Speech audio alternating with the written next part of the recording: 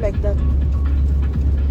That's scary. Yeah, he's got full confidence in his winter tires. It's 1:40 and we continue. But he's not even going fast. I'm only doing 50 kilometers an hour. He's only doing 60. Coverage with today's massive storm slamming. The thing of it is, if there's a vehicle up winter there, storm warnings and snowfall warnings continue to litter the entire province, and that's going to last most of today before this storm. As Environment Canada's David Phillips pointed out, it's kind of like a hit and run by Mother Nature. It's just one big wallop for today, and then it starts to roll out a little on the cool side tomorrow, and then back to those plus temperatures starting on Wednesday, and then by Thursday we could be back into those double-digit highs like we saw yesterday.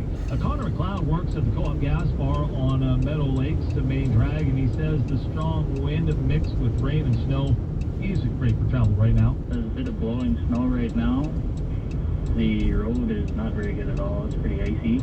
And the breaking news, the big news all afternoon when it comes to the roads, lots of road closures out there. In fact, number 7 from Kindersley to Delisle is closed. The same thing with the number 1 from Swift Current to the Alberta border.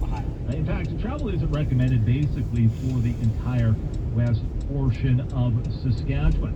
And there's also a stretch of the Trans-Canada between Medicine Hat and Calgary that has been shut down. This after a pileup of as many as 70 vehicles. There are some semis that have overturned, blocking other roadways as wind and snow rips across a large swath of the southern and eastern parts of Alberta. And if you look at the weather radar on Environment Canada's